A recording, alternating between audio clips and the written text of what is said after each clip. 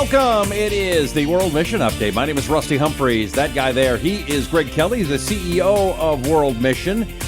And we are doing kind of a special program today, Greg. We are getting you ready for our trip to Kenya. Now, why aren't we just going right in and just starting to show you the footage from Kenya? It's my fault. I'll just...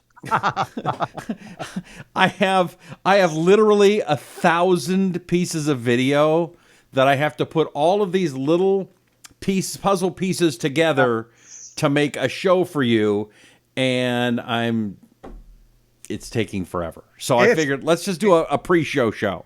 The trick is all 1,000 little clips are super exciting and like National Geographic-ish. And so trying to put that together, we need to be praying for Rusty because these are going to be amazing. We got some awesome stories in front of huts and out in the wildlife behind us and the Pokot and the Turkana that we've been talking about for months. I'm excited, Rusty, to bring this more to life to our audience. Me too. It was a great trip. It was a very exhausting trip. I don't know about you, Greg. It took me literally a week and a half to get over this, maybe more. I mean, I'm still not at 100%, and I don't know why. Maybe it's just because I'm a fat guy. But other than that, I mean, I didn't eat any food on the trip. Buddy, if it makes you feel any better, that drive from Lodwar to Alalay put me in my chiropractor's office because for 4 days, I could hardly get out of bed in Africa because I went into my chiropractor and he showed me a cadaver with the hips. He's like, okay, your hips are supposed to be like this. Yours was up and twisted out. And I'm like, oh my goodness. So he got that back in place. But you're right. It was hard physically. They're always hard emotionally, sort of mentally draining. But there's no doubt about it that we covered. I mean, we might still be there actually if we were driving around from place to place because thank the Lord for those the mission aviation partner AIM Air, or we would be driving right now. Oh, now the trip that he's talking about, we went to this place in northern Kenya, correct? In Lodwar. Right. Yeah. Northwest Kenya, the Turkana, the largest town city in Turkana, which is called Lodwar, right by Lake Turkana. Okay. We went there, and then Greg says we're going to go for a little drive. Not much of a drive, just a little drive. And this little drive was on a place, okay, they call them roads. I wouldn't call them roads. I would barely call them trails, Greg. These were the worst, horrible roads I've ever driven. Well, no, I had one worse road when I was with the military in Afghanistan on a road that was built by Alexander the Great. But other than that, this was one of the worst roads I'd ever been on, and it went 4.5 hours each way, right? Yeah.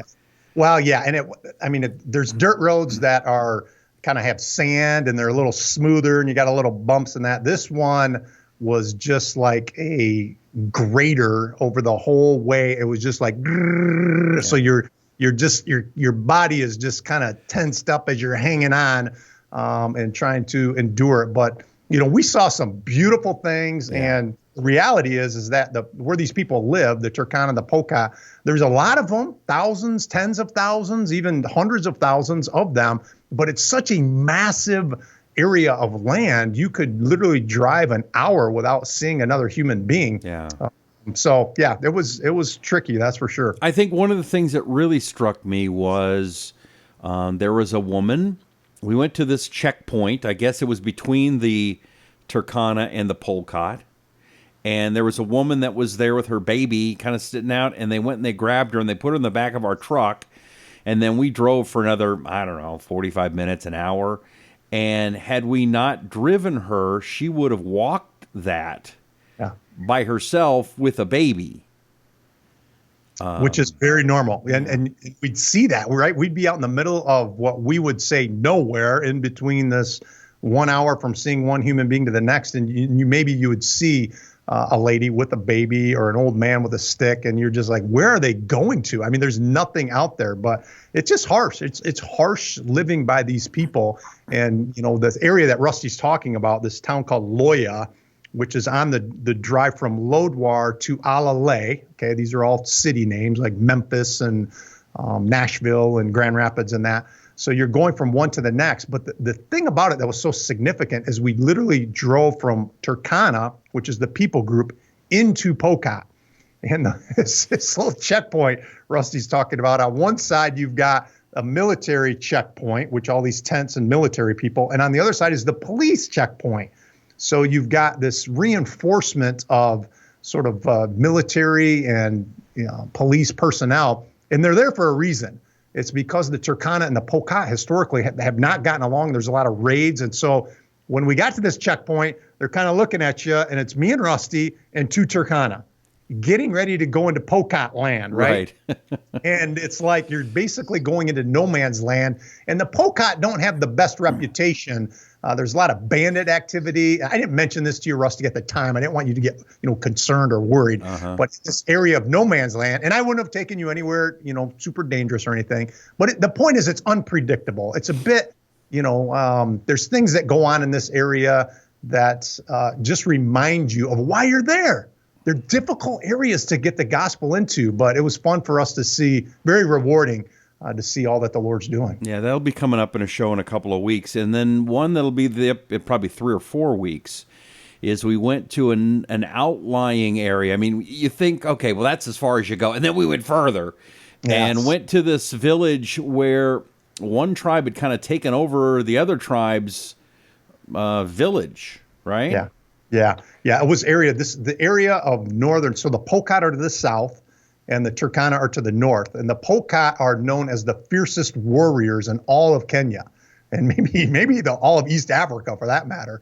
I mean, they've just got a reputation of they're the mean guys. They don't get along with anyone, that kind of thing. Okay. And so what they've done historically, and the fight is over, you say, well, why are they taking their land? It's over grazing. So they've got their animals, they've got their goats, they've got their cows and camels. They need to graze them. By the way, camels everywhere, folks. They're everywhere. They're just walking around camels. It's really weird. 20 years ago, Rusty, you wouldn't see any camels, not that far south. Huh. The further northern tribes like the Gabra, where we didn't get to, or the Rendili, they are much more camel people.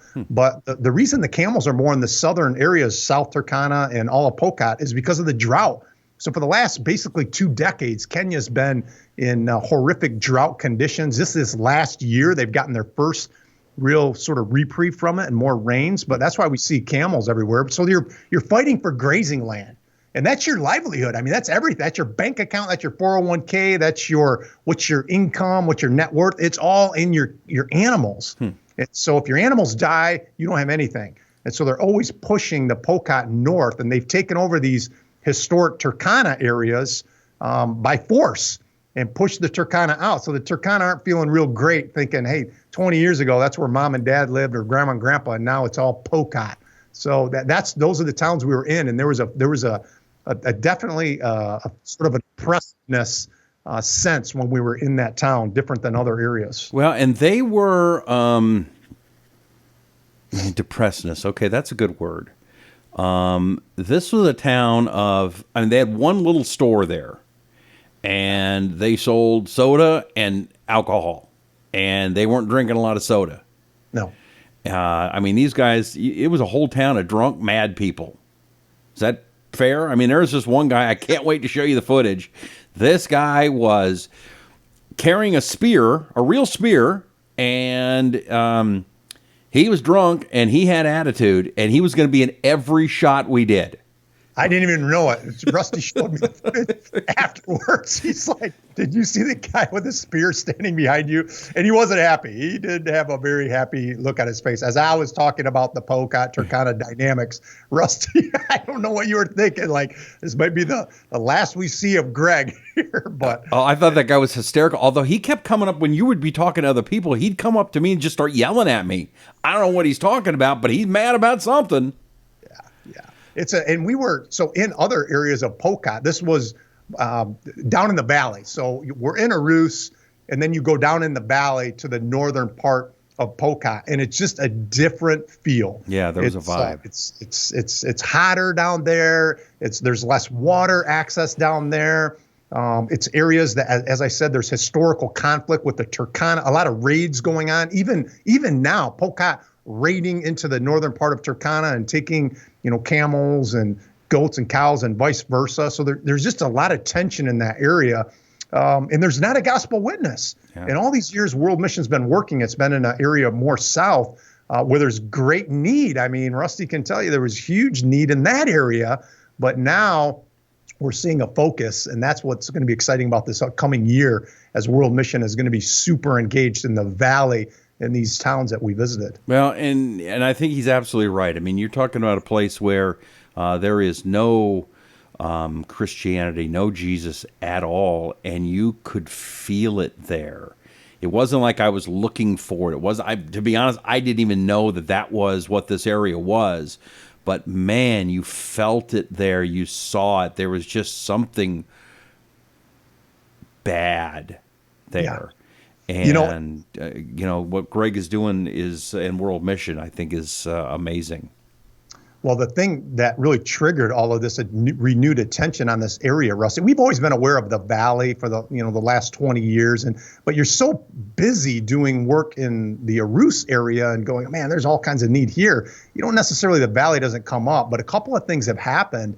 One was just over a year ago, and Sarah, who everybody's going to meet, who is our famous pilot, did a tremendous job.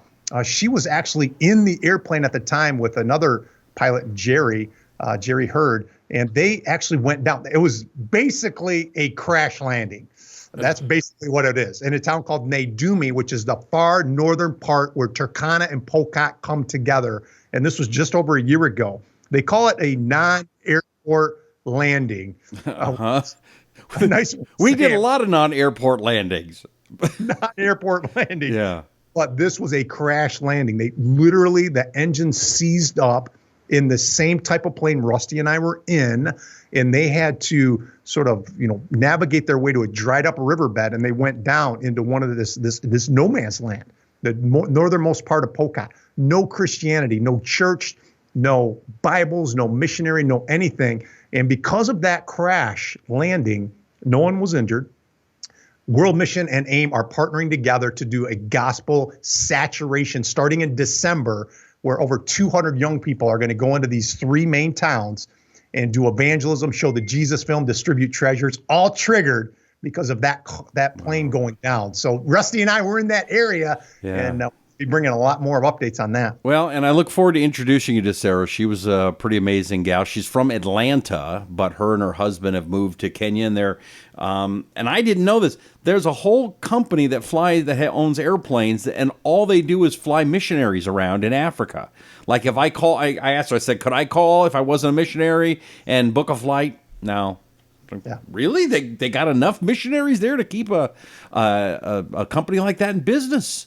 And they had 4 or 5 planes there. So I found that fascinating. Yeah, they're just an amazing organization we've been working with for a long time. Africa Inland Mission Air.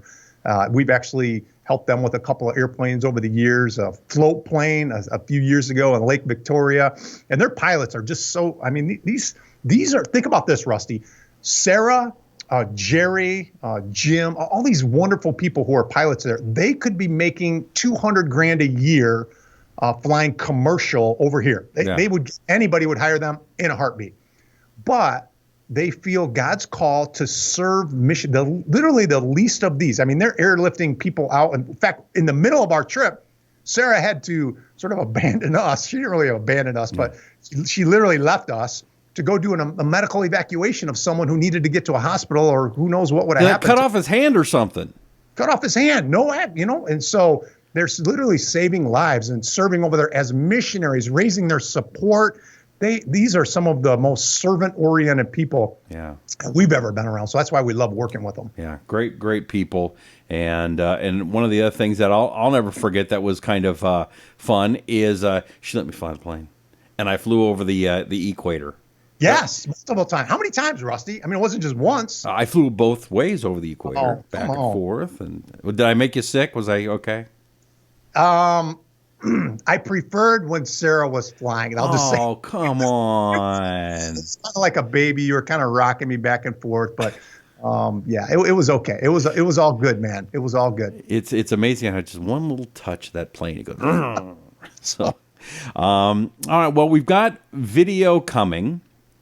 We have stories coming. it was difficult to get Greg there. I mean, we've got about a minute here, Greg. You were supposed to get on a plane and just head right to Germany and then right to Kenya, and it didn't work that way. Didn't work that way. This whole COVID thing really kind of was a bit tricky for us. We were told that you have to have the COVID negative within 96 hours upon arrival in Nairobi. Over and over and over, the airline told us that. Well, when I get to Chicago, they said, your COVID negative test. And I said, no, I'm good. I've already had 2 tests. I'm waiting for results. I'll have them before I get to Nairobi. And they looked at me and said, you're not getting on this airplane until you show your COVID negative test. And I'm like, this is the first time I'm hearing this. So I ended up missing that flight, of course, but going to a nice little clinic about a half an hour away from O'Hare in Chicago.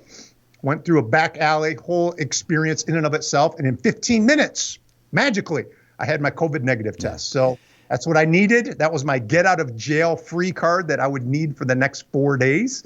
And I ended up getting there, I think, about 36 hours after you, which gave you, it worked out good because you could kind of get acclimated to Nairobi and have a good time and go to the carnivore and all that good stuff. That's true. However, my version of the story is I'm in Texas and Greg's like, I can't get on a plane.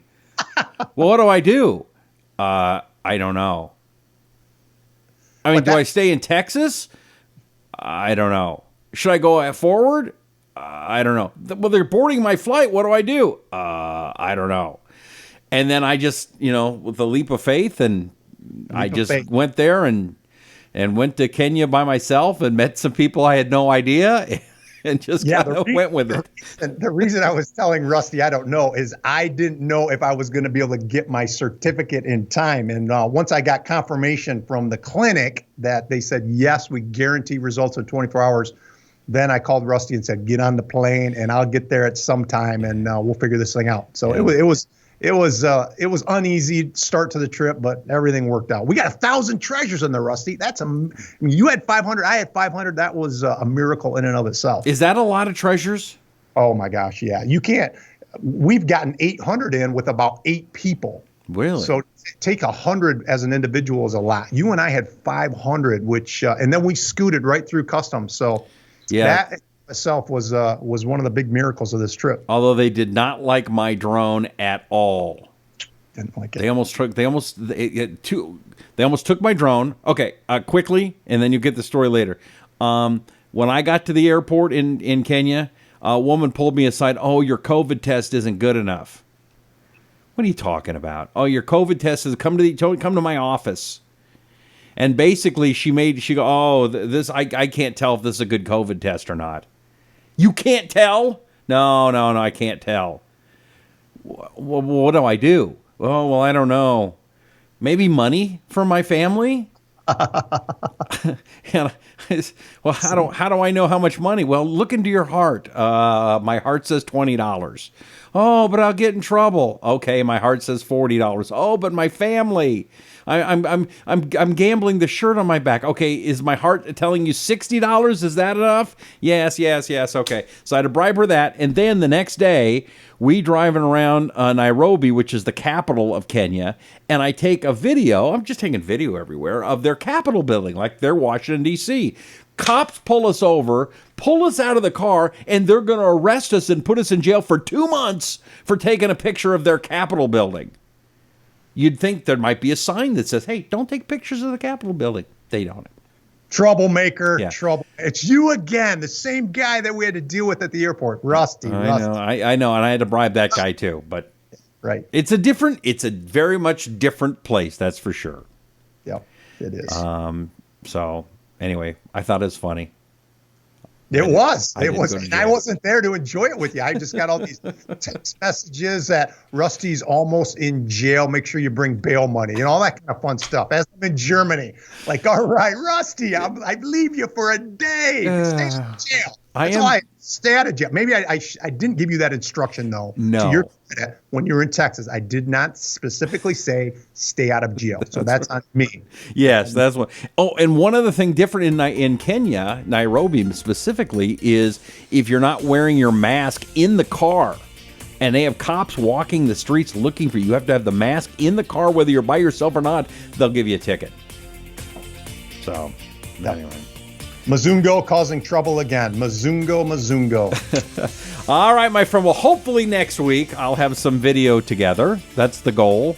If not, please forgive me. It's a big job, but I'm in love doing it. If you love helping people and making a difference in the world, you can help the nice folks at World Mission. How do they do that, Greg?